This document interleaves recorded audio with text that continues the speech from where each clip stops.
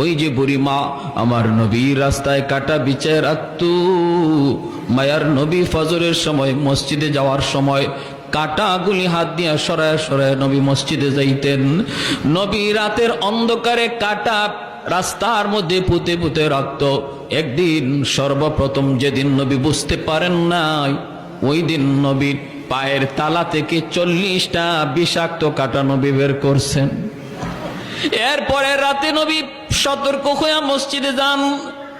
সতর্ক হইয়া কাটাগুলি সরাইয়া আমার নবী রহমতের নবী সরওয়ারে দু জাহান তিনি মসজিদে যান কাটাগুলি সরাইয়া। একদিন আমার নবী দেখেন রাস্তায় কাটা নাই। নবী জিজ্ঞেস করেন আজকে রাস্তায় কাটা নাই কেন? মানুষজনকে হুজুর আপনার প্রতি যেই মহিলা কাটা বেচাইতো সে অসুস্থ, বিছানায় পড়া, এজন্য আজকে রাস্তায় কাটা নাই। রহমতের নবী কয় আমারে তোমরা নিয়ে যাও, আমি আমার বুড়ি মারে অসুস্থ মারে দেখতে যাব। যেই মহিলা আমার নবীর পায়ে থেকে রক্ত ছড়াইলো, ওই মহিলা অসুস্থ হয়েছে, নবী তারে দেখতে বাড়িতে যাইতেছেন। তোরে কন্যা সুবহানাল্লাহ। আমরা বলে বলতাম তাড়াতাড়ি মরে না কেন?